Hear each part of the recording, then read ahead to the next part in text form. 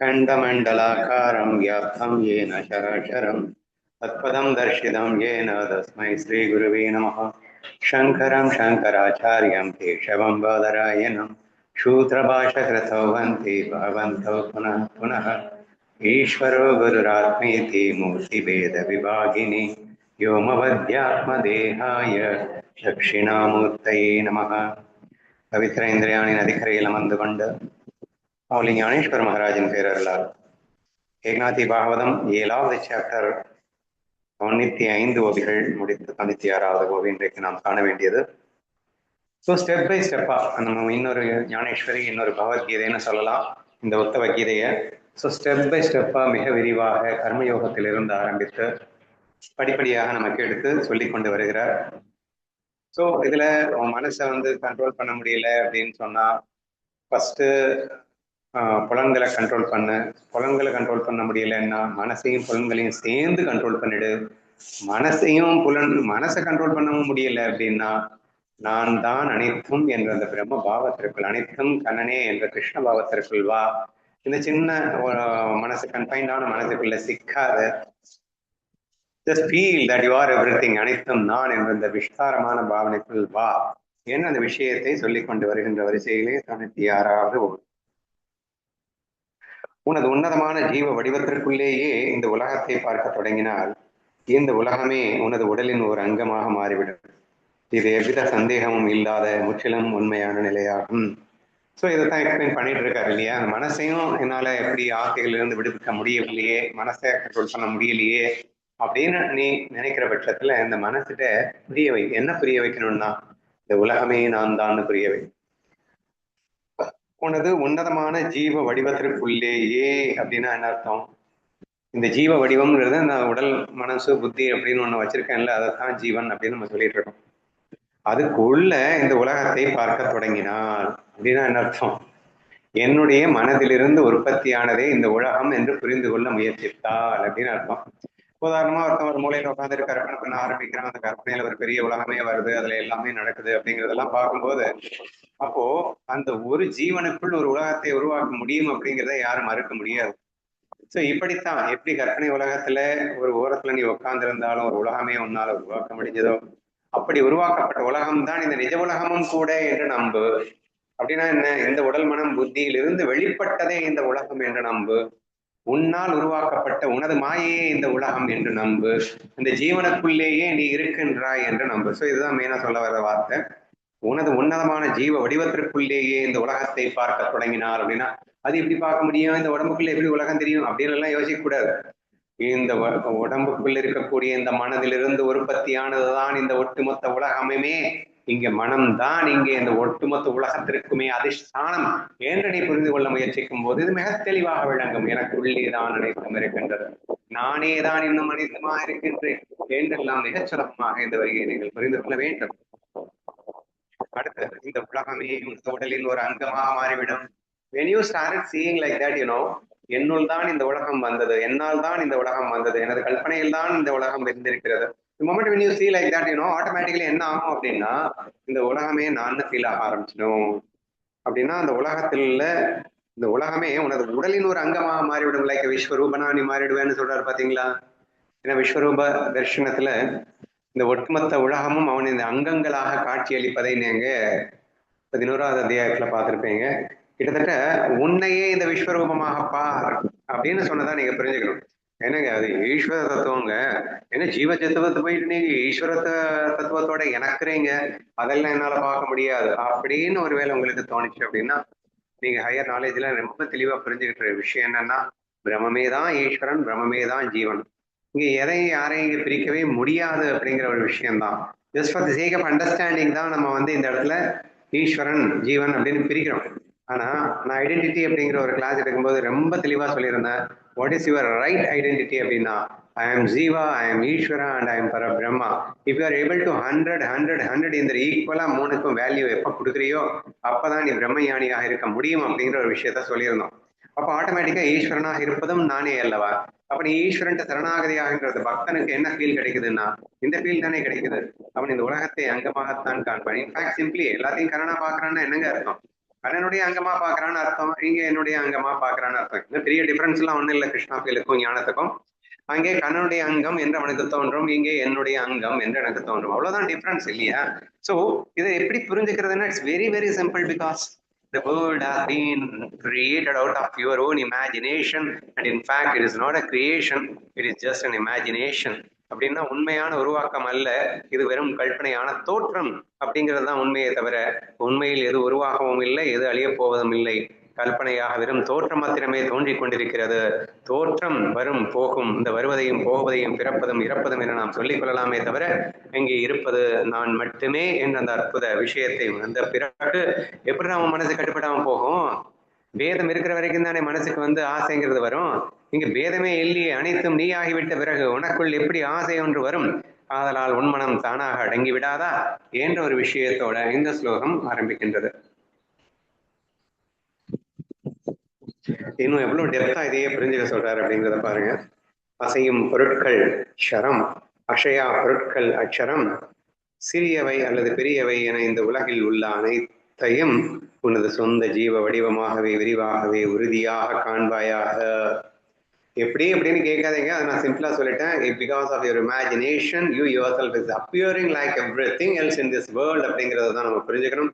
அது அசையும் பொருட்களாகட்டும் அல்லது அசையா பொருட்களாகட்டும், அதாவது அக்ரிணை பொருட்களாகட்டும் அல்லது உயிரினை பொருட்களாகட்டும், whatever it may be you see in this world, அது சின்னதா இருந்தாலும் சரி, பெருசா இருந்தாலும் சரி, அல்லது எறும்பா இருந்தாலும் சரி, ஆணையா இருந்தாலும் சரி, அது what ever it may B, எல்லாமே உன் கற்பனையிலிருந்து உருவான தோற்றமே உனது சொந்த ஜீவ வடிவமே விரிவாக உறுதியாக வடிவமாகவே விரிவாகவும் உறுதியாகவும் காண்பாயாக. So everything is you yourself, அனைத்தும் நான் என்ற அந்த அற்புத தத்துவத்தை எவ்வளோ பிகினிங்லேயே இன்ட்ரடியூஸ் பண்ணியிருக்காரு பாருங்க.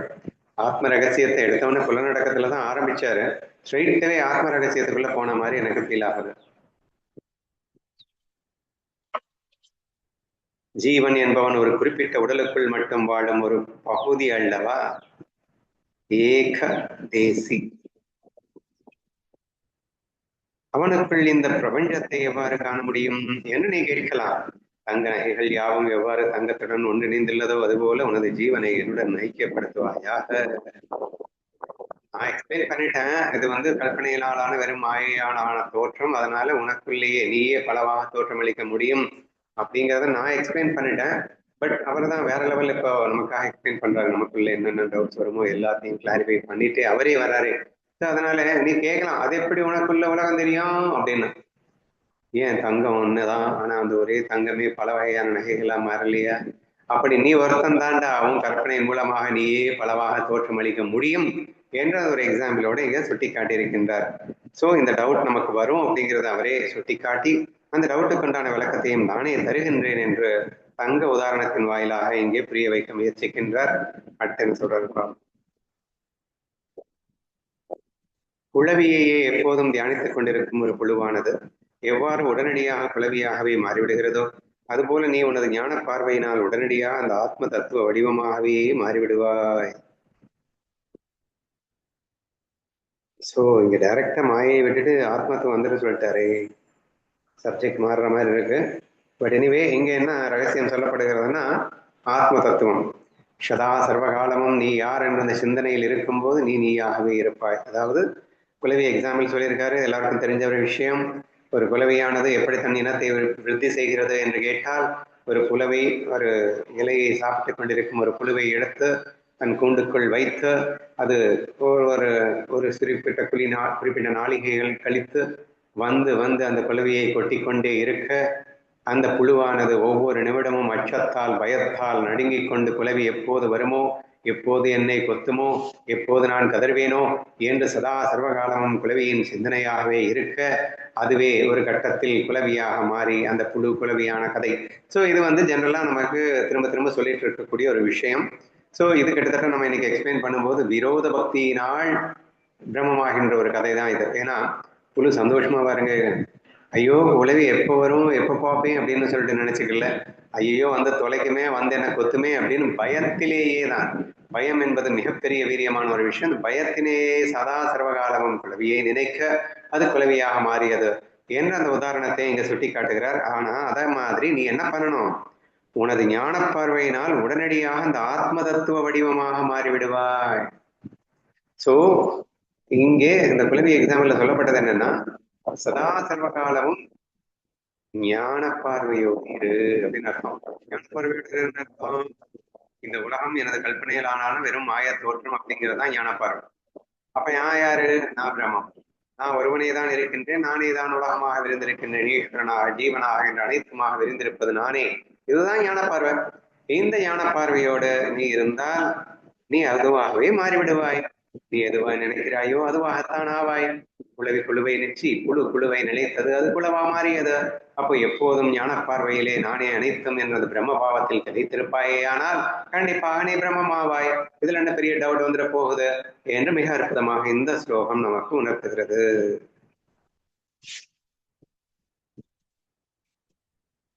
ஒரு உப்பு கட்டியானது கடலுக்குள் விழுந்ததும் அது கரைந்து அந்த கடலின் அளவிற்கே எல்லையற்றதாக எவ்வாறு மாறிவிடுகிறதோ அதுபோல நீயும் உடனடியாக என்னோடு கலந்து நானே ஆகிவிடுவாய். See, when you do like that, automatically என்ன ஒரு அற்புதமான எக்ஸாம்பிள் பாருங்க. முதல்ல எக்ஸாம்பிள் சொல்றேன். ஒரு உப்புக்கல், சரியா? அது உங்க கை அளவுக்குள்ள ஒரு உப்புக்கல்னே வச்சுக்கோங்களேன். ஹவு லிமிட்டட் இட் இஸ், அதனுடைய சைஸ் என்னன்னு மெஷர் பண்ணிக்கோங்க, அதனுடைய அளவு என்னன்னு பார்த்துக்கோங்க. இப்ப கடலினுடைய அளவு என்னன்னு மெஷர் பண்ணுங்க, சரியா? கிட்டத்தட்ட இன்ஃபினிட்டின்னு தான் நீங்க சொல்லணும். கடவுளுடைய அளவை மெஷர் பண்ணீங்கன்னா அளக்கவே முடியாது, அவ்வளவு பெருசு அது, சரியா? உப்பு கட்டி உங்க கைக்குள்ள அடங்கி இருக்கக்கூடிய ஒரு ரொம்ப சின்ன பொருள். ஓகே, இப்ப இந்த உப்பு கட்டியை தூக்கி கடல்ல வீசி எறிஞ்சிட்டாங்க. வீசி எறிஞ்ச கொஞ்ச நேரம் கழிச்சு அந்த ஃபுல்லா கரைஞ்சதுக்கு அப்புறமா அந்த உப்பு கட்டி என்னவா மாறிச்சுன்னு கேட்டா என்ன சொல்லுவீங்க? கடலா மாறிடுச்சுன்னு சொல்லுவீங்க. அது எப்படிங்க இவ்வளவு இருந்தது இவ்வளவு பெருசாச்சு அப்படின்னு கேட்பீங்களா? கேட்க மாட்டீங்களா? உப்பு கட்டி இவ்வளோண்டு தானே இருந்தது, அது கடலாயிடுச்சு, நான் கடல் எவ்வளவு பெருசுடா, இது எப்படி இவ்வளோண்டு இருந்துகிட்டு இவ்வளவு பெருசா மாற முடியும்னு கேட்பீங்களா? கேட்க மாட்டோம். ஏன் கேட்க மாட்டோம்னா அதுவும் இதுவும் முதல்ல இருந்தே வேற வேற கிடையாது. அது விழுந்ததுக்கு அப்புறம் தான் ஒன்னாச்சுங்கிறது இல்லடா. அது முதலையே உப்பு தான் உப்பு கட்டியா இருந்தது, ஐ மீன் கடல் தான் உப்பு கட்டியா இருந்தது. இப்ப மறுபடியும் அது தன் தோற்றத்தை விட்டு விட்டு கடலாகவே மாறியது. இருப்பது ஒன்றே, அதுவே அனைத்துமாக இருக்கின்றது, பின் அதுவாகவே மாறியது என்ற அந்த விஷயத்தை என்ன அழகான எக்ஸாம்பிள் பாருங்களேன், ஈஸியா புரிஞ்சுக்கிறதுக்காக. இருப்பது நான் மட்டுமே, நானே பலவாக இருந்தேன். அங்கே இருப்பது நான் மட்டுமே, பலவாக இருந்த போதிலும் அங்கே நான் மட்டுமே இருக்கின்றேன். பார்க்கறதுக்கு ரொம்ப சின்னதா இருக்கலாம், ரொம்ப ரொம்ப லிமிட்டட் கான்சியஸா இருக்கலாம், குட்டி குட்டியா கூட தெரியலாம், எறும்பு மாதிரி கூட இருக்கலாம். ஆனா நானும் அன்லிமிட்டட் கான்சியஸ் மட்டும் இல்லை, நானும் அன்லிமிட்டட் கான்சியஸ்னஸ் மட்டும் இல்லை, அன்லிமிட்டட் பவர் மட்டும் இல்லை, என்ன சொல்றது, வியாபகம், சர்வ வியாபகம் அப்படின்னு சொல்லுவோம். இந்த சர்வ வியாபக தன்மையே தான் எறும்பா இருக்கு. சர்வ வியாபகமாக இருக்கக்கூடிய பிரம்மஸ்வரூபம் தான் இங்க எறும்பா இருக்கு. ஏன்பா இவ்வளோண்டு இருக்குப்பா, அதை போயிட்டு சர்வ வியாபகம்னு சொல்றே? அது எப்படி கல், அந்த உப்பு கல்லானது இவ்வளோண்டு இருந்தாலும் அது கடல்லே விழுந்ததுக்கு அப்புறம் அது வியாபகம்னு ஒப்புக்குறலையோ, அப்படித்தான் இது மாயைக்காக, வேஷத்திற்காக இப்போதைக்கு இது ஒரு குட்டியோண்டு வடிவத்தை வடிவமாக தென்படுகிறது. பட் ஆக்சுவலி அந்த பிரம்ம ஜீவ பிரம்ம ஐக்கியத்துக்கு அப்புறமா பார்த்தீங்கன்னா, இங்க உப்பு கடல் ஐக்கியத்துக்கு அப்புறமா பார்த்தீங்கன்னா, நீ ஜீவ பிரம்ம ஐக்கியத்துக்கு அப்புறமா பார்த்தீங்கன்னா அங்க சர்வ வியாபகமா தான் அது இருக்கு. என்ன நல்லா புரிஞ்சுக்கணும் அப்படின்னு சொன்னா, உப்பு கட்டியா இருக்கும் போதே அதை நீ கடல்னு புரிஞ்சுக்கணும், அப்பதான் நீ அறிவாளி. நீ எறும்பா இருக்கும் போதே நான் பிரம்மம்னு புரிஞ்சுக்கணும், அப்பதான் நம்ம ஞானியா இருக்கோம் அப்படின்னு அர்த்தம். அதை விட்டுட்டு நம்ம அதை ஒரு பர்டிகுலர் உருவத்துக்குள்ள அதுவே நான் தவறா சிக்கிறதுக்கு பேரு தானே அஜ்ஞானம். அப்ப ஞான கண் கொண்டு பார்த்து கொண்டே இருந்தால் எந்த பிரச்சனையும் நமக்கு வராது. ஸோ இது எப்படின்னு உங்களுக்கு டவுட் வரலான்றதுக்காக சூப்பர் எக்ஸாம்பிள் சொல்லியிருக்காரு. அது எப்படி இவ்வளோண்டா இருக்கிறனா சர்வ வியாபகமான பிரம்மமாகி போவேன் அப்படின்னா, ஏற்கனவே அதுவும் இதுவும் ஒண்ணுதான்டா. இது just for the sake of fun and மாயாக்காக ஒரு உருவம் தரித்து கொண்டிருக்கிறதே தவிர இது உண்மை அல்ல, உண்மை அது மட்டுமே. இப்படின்னு நம்ம எக்ஸாம்பிள் வழியா புரிஞ்சுக்கலாம். தியரியா புரிஞ்சுக்கணும் அப்படின்னா கூட கற்பனையாகத்தானே, சும்மா நாச்சுக்கும் தானே தனித்தனியா இவ்வளோண்டா தெரிஞ்சேன். பட் அந்த கற்பனையாக இருப்பதே நான் தானே. அப்ப கற்பனையிலும் நான் தானே. இப்ப நான் ஒரு கற்பனை பண்றேன்னு இந்த கற்பனையில் உள்ள எல்லா தோற்றமும் நான் தானே, அதுல பேசுகின்ற எல்லா வசனமும் நான் தானே. அப்ப அங்கங்க குட்டி குட்டியா தான் இருக்கேன் அப்படிங்கிறதுக்காக அது மட்டுமே நான் அல்லவா, அனைத்தும் நான் என்ற அந்த ரீதியிலே காணும்போது அங்கே நான் சின்ன சின்னதாக பலவாக தென்பட்ட போதிலும் அந்த ஒரு சின்ன சின்ன விஷயத்திலும் அது மட்டுமே அப்படிங்கிற அந்த வார்த்தை அண்டர்லைன் பண்ணிக்கோங்க. அது மட்டுமே நான் அல்ல, அனைத்தும் நான் என்ற கண்ணோட்டோடு பார்க்கும்போது நீங்கள் உப்பு கட்டியை உப்பு கட்டியாக பார்க்க மாட்டீர்கள், அதை கடலாகத்தான் பார்க்கிறீர்கள். அப்ப என்னுடைய ரூபங்களை ரூபமாக, நாம ரூபமாக பார்க்க மாட்டீர்கள், பிரம்மமாகத்தான் நீங்கள் பார்ப்பீர்கள் என்ற அற்புதமான விஷயத்தை இந்த இடத்துல சொல்லியிருக்கிறார்.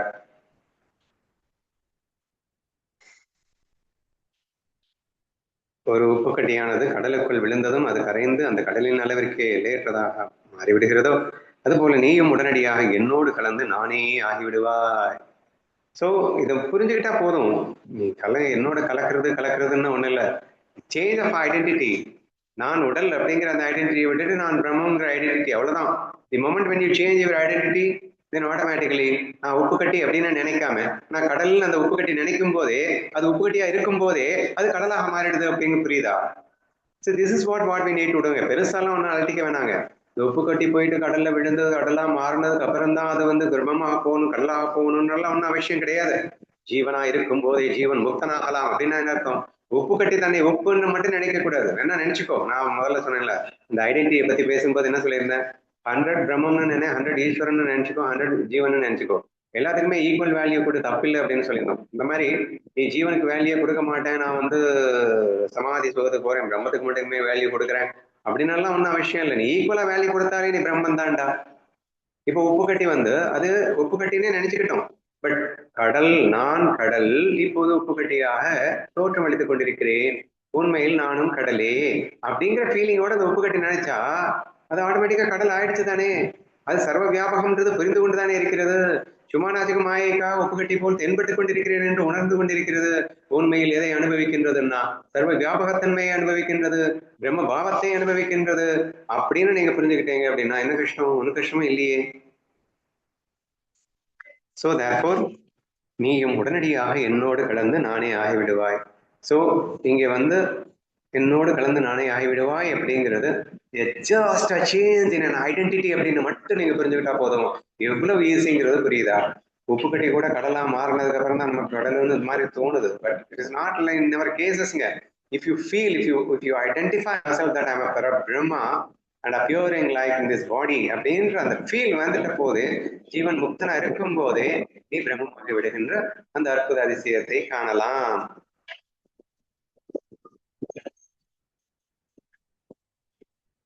எங்கே நான் நீ என்ற வேற்றுமை உணர்வு முற்றிலுமாக நீங்கி தெளிவடைகிறதோ அங்கே நீ பரமானந்தம் அடைந்தவனாகவும் தூய ஞானம் பெற்றவனாகவும் முக்தனாகிய சித்த புருஷனாகவும் விளங்குவாய். ஏற்கனவே கடலானதுக்கு அப்புறம் நான் நீன்னு சொல்லிக்கிறதுக்கு இடம் இருக்கா? வாய்ப்பே இல்லை. நான் நீ என்ற வேற்றுமை உணர்வு இதுதான் உன்னை, இந்த உலகத்தை உண்மை என்று நம்ப வைத்துக் கொண்டிருக்கிறது. இங்கே இருப்பது நான் மட்டுமே, அனைத்தும் நானே என்ற அந்த பாவம் உனக்கிட்ட இல்லாம போச்சுன்னா, அல்லது அந்த ஐடென்டிட்டியில அதுக்கு நீ வேல்யூ கொடுக்காம போயிட்டேன்னா, இப்ப நான் நீ அப்படிங்கிறது ஜீவ பாவத்துக்கு மட்டும் மோர் வேல்யூ கொடுத்துட்ட அந்த பிரம்ம பாவத்துக்கு நீ வேல்யூ ரொம்ப ரொம்ப கம்மியா கொடுக்குற அப்படின்னு சொல்லும் போது கண்டிப்பா நீ ஜீவ பாவத்திலே, அதாவது பரமானந்தத்தை அடைய முடியாதவனாக இருக்கின்றாய். மாறாக நான் நீ என்ற வேற்றுமை உணர்வை நீக்கிவிட்டால் பிரம்மானந்தம் பரமானந்தம் அடைந்தவனாக, தூய ஞானம் பெற்றவனாக, முக்தனாக, சித்த புருஷனாக, எத்தனை வார்த்தை பாருங்களேன். பரமானந்தம், தூய ஞானம், முக்தம், சித்த புருஷன் என்று நீ அனைத்துமாக ஆகிவிடுகின்றாய். All that what you have to டூனா நான் நீ என்ற வேதத்தை நீக்கினாலே போதும். ஆட்டோமேட்டிக்லி இதை வந்து உண்மை நினைக்கும் போதுதான் நம்ம நான் நீ நினைக்கிறோம். இந்த ஒன்ஸ் இதை மாயையா பார்க்கும்போது இங்க எத்தனை வேதங்கள் இருந்தாலும் அந்த வேதங்கள் உண்மையல்ல என்ற நிலையில் பார்க்கும்போது அனைத்தும் நானே என்பது மிக எளிதானதே அப்படிங்கிறத புரிஞ்சுக்கணும். சோ இங்க போன ஸ்லோகத்துல அவரு என்ன சொன்னாரு? உப்பு கட்டி கடலா மாறுற மாதிரி நீ என்னோடு கலந்து நானாகவே மாறிவிடு அப்படின்னு சொன்னாரு. ஆனா அப்படி ஆகணும்னா நான் வேற நீ வேற அப்படிங்கிற இந்த வேத பாவத்தை ஒழிக்கணும்.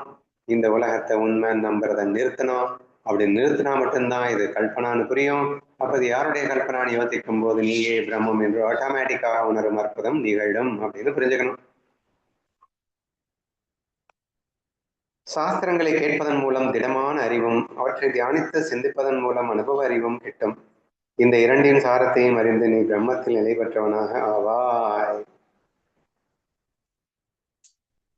ஞானம் விஞ்ஞானம், பிறகு அதே அனுபவம் அப்படின்னு சொல்லியிருக்காரு. பொதுவாக இதை வந்து சிரவணம் மனனம் நிதித்தியாசனம் அப்படிங்கிற வார்த்தையில சொல்றது உண்டு. இங்க கொஞ்சம் டிஃப்ரெண்டா அவர் வந்து சொல்லியிருக்காரு. சாஸ்திரங்களை கேட்பதன் மூலம் திடமான அறிவு. ஸோ எல்லா சாஸ்திரங்களும் நமக்கு அற்புதமான மிக தெளிவான ஒரு சத்தியத்தை உணர்த்துகின்றன. அது வந்து நமக்கு ஞானம் என்று அழைக்கப்படுகின்றது. பட் விஞ்ஞானம் அப்படின்னா என்ன? சயின்ஸ் அப்படின்னு சொல்லுவோம் ஆங்கிலத்துல.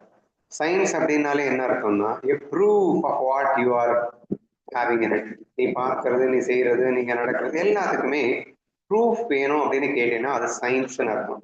ப்ரூஃப் இல்லாம இந்த சயின்ஸ் எதையுமே அக்செப்ட் பண்ணிக்காது. சரியா? அப்படி ப்ரூஃபோட புரிந்து கொள்வதற்கு விஞ்ஞானம் என்று பெயர். சரியா?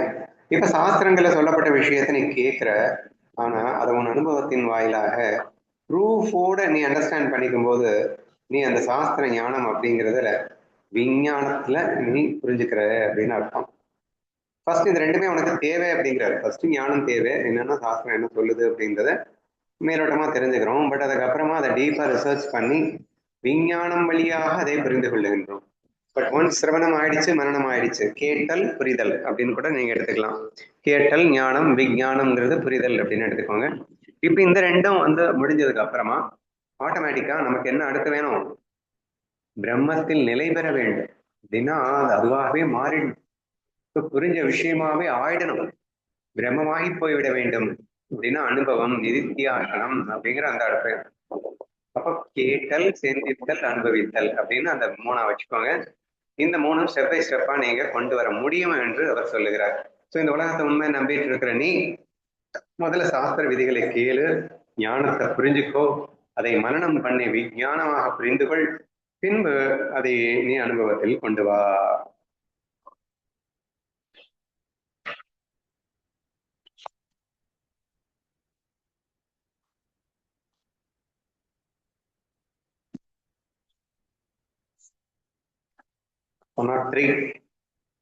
இத்தகைய உயர்வான ஆன்ம நலனை அடைவதற்காக இடைவிடாமல் எனது திருவடிகளை வணங்கி பற்றுவாயாக. வழியில் தடைகள் அந்தராயங்கள் ஏற்பட்டால் என்ன செய்வது என்று நீ வினவினால் அதற்கையும் வழியை கூறுகின்றேன். ஸோ இவர் ஒரு வழியை காட்டினார். இப்போ வந்து பிரம்ம ரகசியத்தை எல்லாம் சொல்லி முடிச்சிட்டாரு. ஸோ இந்த கடல் எக்ஸாம்பிள் வழியாக நாம் பிரம்மம் அப்படிங்கிற வழியாக உலகமாய் எல்லாமே சொல்லி முடிச்சிட்டாரு. பிரம்மம் சத்யா ஜெகத் நித்யா ஓரளவு எல்லாமே முடிச்சாச்சு. பட் எங்க நமக்கு எங்க அனுபவம் வருது? நமக்கு அனுபவம் வர வரைக்கும் கண்ணன் போய மாட்டானே. அதனால அடுத்து சிரவண மன நிதித்தியாசனம்னு ஸ்டெப் பை ஸ்டெப் ப்ராசஸை காட்டணும். எனக்கு அனுபவம் வரலையா? அப்போ கேட்டா மட்டும் போதாதுரா, அதை வந்து விஞ்ஞான பூர்வமாக புரிந்து கொள்ள வேண்டும் அல்லவா, ஆணித்தரமாக புரிந்து கொள்ள வேண்டும் அல்லவா. நோ கொஸ்டின்ஸ் எழுப்ப முடியாத அளவுக்கு, எந்த கேள்வியுமே எழுப்ப முடியாத அளவிற்கு மிக ஆழமாக அது புரிந்து கொள்ளப்பட வேண்டும் அல்லவா. ஆனா அது மட்டும் போதாது, அதுக்கு அடுத்த ஸ்டெப் ஒன்று இருக்கு, அதுதான் ரியல் அனுபவம். சரி, இப்படி ஸ்டேஜ் பை ஸ்டேஜாக கண்டிப்பா உன்னால இதை அனுபவிக்க முடியும், நீ யார் என்று உணர முடியும் அப்படின்னு சொன்னார். அப்படி சொல்லும் போதும் அடுத்து இல்ல என்னால சிரவணம் தான் பண்ண முடியுது, மனனம் பண்ண முடியல, இல்ல மனனம் தான் பண்ண முடியுது, அனுபவிக்க முடியல. அது அப்படின்னா கேட்க முடியுது ஆனா புரிஞ்சுக்க முடியல, அல்லது புரிஞ்சுக்க முடியுது ஆனா அனுபவிக்க முடியல. when you start acting like this அப்படின்னு சொன்னா அதுக்கு என்ன வழின்னு நான் சொல்றேன் அப்படின்னு அடுத்த ஸ்லோகத்துல சொல்ல போறார். ஓகேவா? இத்தகைய உயர்வான ஆன்ம நலனை அடைவதற்காக இடைவிடாமல் எனது திருவடிகளை ஒரு வழி சொல்லிட்டார் ஆல்ரெடி. எப்போதும் வணங்கி பற்றுவாயாக, எப்போதும் என் திருவடிகளை வணங்கி பற்ற வேண்டும். இந்த ஈகோ இருக்கிற வரைக்கும் தான் உனக்கு இந்த டவுட் வந்துகிட்டே இருக்கும். எனவே என் காலடிகளை பற்றிக்கொள், மேற்கொண்டு இதை என்னால அச்சீவ் பண்ண முடியல அப்படின்னு நீ சொல்லும்போது அதற்கும் வழிகாட்டுகிறேன் என்று ஆரம்பிக்கின்றார். வெளி வேஷங்களையும் லௌகீக கௌரவங்களையும் கைவிட்டு பலன்களை எதிர்பார்க்காமல் பக்தியோடு என்னை வழிபடும் எவனுக்கும் எவ்வித தடைகளும் ஏற்படாது என்பதை அறிவாயாக. ஸோ ப்ராசஸ் வந்து கர்மயோகத்துல வந்து ஜம்ப் ஆகி பக்திக்கு வந்துடு. ஸோ பூரண பக்தியில இரு, என்னை முழுசா நம்பிரு, உனக்கு வரும் விக்னங்களை எல்லாம் நான் தீர்த்து வைக்கின்றேன் என்று இவர் போது சொல்லியிருக்கார். வெளி வேஷங்களையும் லௌகீக கௌரவங்களையும் கைவிட வேண்டும். ஸோ இந்த பக்தி உனக்கு வரணும்னா என்ன செய்யணும்? ஃபர்ஸ்ட் இந்த பந்தாவை விடு, கௌரவங்களை விடு. ஏன்னா கடவுள் தான் அனைத்தும்னு சொல்லும்போது நீ அடியனுக்கு அடியன் ஆயிடணும். கௌரவங்கிறதே நான் பெரிய ஆளுன்னு காட்டிக்கிறது இல்லையா? அப்ப பக்தனாக போனவனுக்கு இந்த கௌரவம் மண்ணாங்கட்டிலாம் இருக்கவே கூடாது. தன்னை அடியேனுக்கும் அடியேனாக காட்டிக் கொள்ளுகின்றவனுக்கு எப்படிங்க கௌரவம் வரும்? அடியேனுக்கு அடியேனா புரியுது இல்ல. ஸோ கம்ப்ளீட்லி ஈகோவை கரைக்கிறதுக்காக அவர்கள் அவ்வளவு சின்னதாக இருக்கும்போது கௌரவங்கிறதே பெருசு தானே. நான் என்ன விட அவன் பெரிய ஆளு, நான் யார் தெரியுமா, இதுதானே கௌரவம். அப்போ கம்ப்ளீட்டா அந்த கௌரவங்கள் உன்னை தொடக்கூடாது. லௌகீக கௌரவங்கள்னே போட்டார். ரெண்டாவது, நான் பெரிய ஆள் ஆகணும்னு வெளிவேஷம் வேற போட்டுக்கும், கிங் கோட் அப்படின்னு சொல்லிட்டு. நான் அப்படியா இப்படியா, வீட்டுல பயங்கர கஞ்சனா இருக்கும், அவன் கிட்ட எதுவுமே இருக்காது. ஆனா சாப்பிட்டு முடிச்சதுக்கு அப்புறம் கொஞ்சோண்டு நெய் எடுத்து இலையில தடவி வெளியில போடுவான். ஏன்னா நெய் சாப்பாடு சாப்பிட்டான்னு உலகத்துக்கு தெரியணும். என்ன கொடுமையா இருக்கு. ஸோ இந்த மாதிரி வெளி வேஷங்கள், லௌகீக கௌரவங்கள் இதெல்லாம் விட்டாதான் பக்தி கிடைக்கும் உனக்கு. நெக்ஸ்ட் ஆஃப்கோர்ஸ் பலன்கள் எதிர்பாராமல், பலன் மேல் உள்ள ஆசை, இதையெல்லாம் விடும்போதுதான் ஈகோ விட முடியுது. அப்பதானே பக்தி வரும். இப்படி விட்டு விட்டு பக்தியோடு என்னை வழிபடும் எவனுக்கும் எவ்வித தடைகளும் ஏற்படாது என்பதை அறிவாயாக. சோ இந்த மாதிரி ப்ராசஸ்ல வந்து பக்தியை புடிச்சிட்ட அப்படின்னா ஆட்டோமேட்டிக்கலி நான் பாத்துக்கிறேன். ஏன்னா அவனை டிக்ளரே பண்ணிட்டானே ஞானேஸ்வரில எல்லாம், நான் பார்த்துப்பேன்டா, நீ மட்டும் என்ன பிடிச்சிட்ட அப்படின்னா உன்னை கரை ஏற்றுறது மொத்தம் ஏன் வேலைடா, உனக்கு ஏற்படுகின்ற தடைகளை எல்லாம் நீக்க வேண்டியது என் பொறுப்படா என்று கண்ணன் சூரிய இருக்கிறதுனால அதை பத்தி நம்ம கவலைப்பட வேண்டிய அவசியம் இல்லை. பட் அதுக்கு உண்டான தகுதி, அந்த பக்தியை வளர்த்துக்க வேண்டியது நம்ம கையில தான் இருக்கு. அதுக்கு என்ன செய்யணும்? அந்த 2 பாயிண்ட், வெளி வேஷங்கள் வேண்டாம், லௌகீக கௌரவங்கள் வேண்டாம், பலனின் மேல் ஆசை வேண்டாம். ஸோ எந்த ப்ராசஸ் நம்ம பண்ணி நம்ம பக்தியை கைப்பிடிச்சோம்னா கண்ணன் பார்த்துப்பான் என்று இந்த ஸ்லோகத்தில் சொல்லப்பட்டுள்ளது.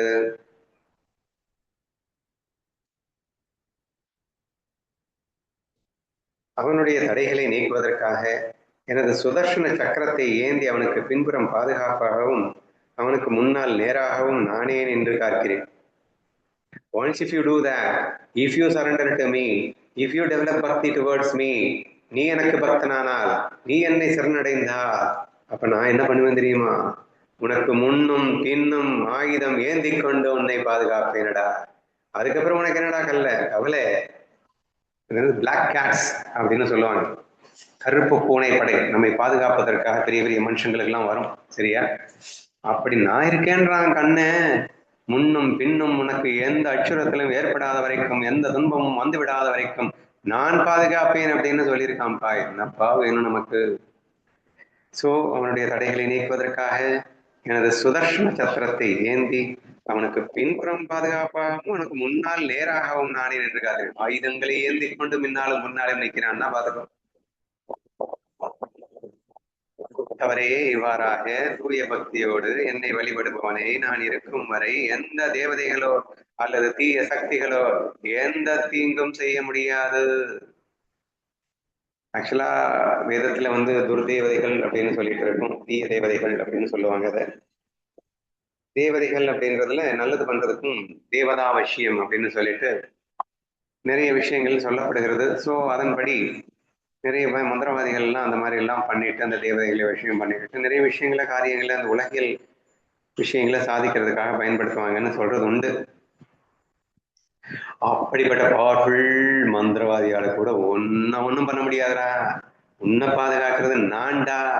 அதனால எக்ஸ்ட்ரீம் பவர்ஃபுல்லான எத்தனை தவ வலிமையோட எத்தனை தேவதைகளின் வசியம் பண்ணி கொண்டு, அது எவ்வளவு தீய சக்தியோ நல்ல சக்தியோ வாட் எவர் இட் மேபி, எந்த தேவதையாலையும் உன்னை டச் பண்ண முடியாதபடி நான் உன்னை காப்பேன் என்று நான் சொல்லுகின்றான்.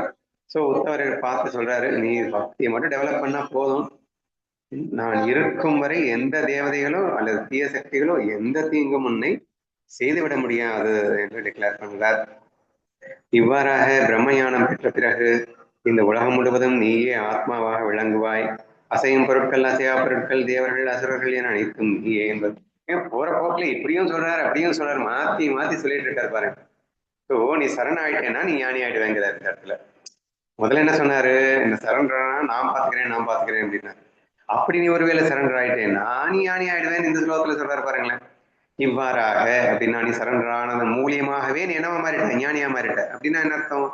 பிரம்மஞானம் பெற்ற பிறகு இவ்வாறாக அப்படின்னா நீ சரண்டர் ஆனேன்னா நானே உனக்கு பிரம்மஞானம் கொடுத்துருவேன்னு அர்த்தம். இந்த உலகம் முழுவதும் நீயே ஆத்மாவாக விளங்குவாய். அசையும் பொருட்கள், அசையா பொருட்கள், தேவர்கள், அசுரர்கள் என அனைத்தும் நீயே என்பதை ஆட்டோமேட்டிக்காவே நீ உணர ஆரம்பிச்சிடுவ. ஸோ இதை எப்படி உணர முடியாதுன்னா என்ன பண்றது அப்படிங்கிறது தான் ஆரம்பிச்சாரு. ஸோ அதுக்கு இந்த மாதிரியான விளக்கம் கொடுத்துட்டு it will be very easy for you to do it. முடியாதுன்னு நினைக்காத, பக்தியால முடியாது ஒண்ணுமே இல்லை. பக்திக்கு நீ வந்துட்டேன்னா நீ ஞானி ஆயிட முடியும் என்று சொல்லி இந்த இதுல சொல்லியிருக்கார். உன்னை தாண்டி அணு அளவும் வேறு எதுவும் இல்லை. அவ்வாறு இருக்கும்போது உனக்குள் வேறொரு தடையாக எதை நான் கருத முடியும்? உன்னை தீண்டக்கூடிய தடை என்று எதுவுமே இல்லை. நீதான் எல்லாமா இருக்க. உன்னை தாண்டி அணு அளவும் வேற எதுவும் இல்லை. அவ்வாறு இருக்கும்போது உனக்குள் வேறொரு தடையாக எதை கருத முடியும்? ஏண்டா இங்க ரெண்டாவதுன்னு ஒண்ணு இருந்தாதானே இனி அப்சக்கல் அப்படிங்கிறதுக்கு வாய்ப்பே இருக்கு. இங்க இருக்கிறதே நீ மட்டும்தான், உன்னை தவிர எதுவுமே இல்லை அப்படின்றத நீ அண்டர்ஸ்டாண்ட் பண்ணிக்கிறதுக்கு அப்புறம் அப்சக்கல், தடைகள் அப்படிங்கிறதுக்கான வழியே இல்லையே. அவன் என்னை தடுத்தான், அப்ப தடுக்கிறதுக்கு ஒருத்தன் வேணும் இல்ல. அது என்னை தடுத்தது, தடுக்கிறதுக்கு ஒண்ணு வேணும் இல்ல. அக்ரிணை உயிரினை அனைத்தும் நீயே என்று ஆயின பிறகு இப்போ உனக்கு தடை அப்படின்னா அது உனக்கு நீயே தான் தடையா இருக்கணும். வேணாம், அது பண்ணுக்கு சும்மா நாச்சுக்கு தான் இருக்க முடியும். உனக்கு நீயே தடையா இருக்கணும்னா சும்மா தான் இருக்க முடியும். உண்மையில எப்படி இருக்க முடியும்? பண்ணுக்காக வேணா அப்படி இருக்க முடியுமே தவிர உண்மையில எனக்கு தடைகள் என்பது இருக்க வழியே இல்லை. ஏனென்றால் அனைத்துமாக நானே இருக்கும்போது எனக்கு நானே தடை ஏற்படுத்துவது என்பது வாய்ப்பே இல்லை என்ற அற்புதமான ரகசியத்தை இங்கே சொல்லியிருக்கின்றார். உன்னை தாண்டி அணு அளவும் வேறு எதுவும் இல்லை. அப்படி இருக்க உனக்குள் வேறொரு தடையாக எதை கருத முடியும்?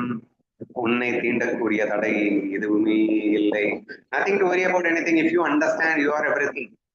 எதை பத்தி நீ கவலைப்பட வேண்டிய அவசியம் இல்லடா. ஏதாவது கடைப்படுத்தணும் அவசியம் இல்லடா. ஏன்னா நீதான் எல்லாமா இருக்கணும்ன்றதுக்கு அப்புறம் வேற என்ன கவலை உனக்கு இருக்க முடியும்? பிரம்மன் உள்ளிட்ட அனைவரையும் விழுங்கக்கூடிய காலத்திற்கும் நீயே ஆன்மாவாக இருக்கின்றாய். இவ்வாறு கூறி உத்தவரின் முதுகை தட்டி கொடுத்து அந்த ரிஷிகேஷனான கிருஷ்ணர் தைரியமூட்டுகிறார். பிரம்மா உட்பட அனைவரையும் விழுங்கக்கூடிய காலத்திற்குமே நீயே ஆன்மாவர். என்ன ஒரு அற்புதமான ஒரு விளக்கம் பாருங்க.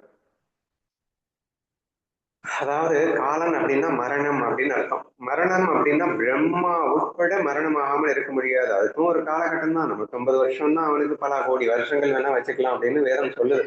பட் அந்த குறிப்பிட்ட காலத்துக்கு அப்புறம் அவனும் வந்து செத்துத்தான் போகணுமா. சரியா? இப்படி காலனால் ஸ்பரிசிக்க முடியாதவன் இந்த உலகில் பிரம்மா உட்பட யாரும் தப்பிக்க முடியாது. அப்பேற்பட்ட அந்த காலமே நான் என்று நீ உருந்து விடுவடா. காலத்திற்கும் நீயே ஆன்மாவா இருக்கின்றாய். அந்த காலனே நான். என்ன ஒரு பொசிஷன், என்ன ஒரு பியூட்டியான ஒரு விஷயத்துக்கு நீ என்ட்ரி ஆக போற. அப்படிப்பட்டவனாக நீ இருப்பாய். இவ்வாறு கூறி உத்தவரின் முதுகை தட்டி கொடுத்து அந்த ரிஷிகேஷனான கிருஷ்ணர் தைரியம் ஊட்டுகிறார். ஸோ என்ன ஒரு ஃபீல், எந்த ஒரு மோட்டிவேஷன் எப்படி இருந்திருக்கும் நம்ம இதை கேட்கும் போது கண்ணன் வாயிலாக. இந்த உத்தவரை கேட்கிற உத்தவர் இல்லை, நம்ம தானே கேட்டுட்டு இருக்கோம். கேட்டுட்டு இருக்கும்போது அவர் என்ன அந்த அளவுக்கு சொல்லியிருக்காரு அப்படின்னா, பிரம்மா கூட செத்து போக வேண்டாம், நீ செத்து போக மாட்டடா. If you feel, if you hear my words, நான் சொல்றதை மட்டும் நீ கேட்டா, நீ மட்டும் என்னிடம் சரண் அடைஞ்சா, நீ அந்த ஞானத்துல அனுபவிக்கும் போது எப்படி இருப்ப தெரியுமா அப்படின்னு எக்ஸ்பிளைன் பண்ணும்போது, பிரம்மா கூட செத்து போகும். எதனால? என்ன? காலனால. ஆனா காலனே நீ அல்லவா அப்படின்னா உனக்கு மரணமே இல்லடா என்ற ரேஞ்சுக்கு பயங்கர மோட்டிவேஷனலா என்கரேஜ் பண்ணுகிறார் என்று இந்த ஸ்லோகம் சொல்லுகிறது. 110 நாளை பார்ப்போம்.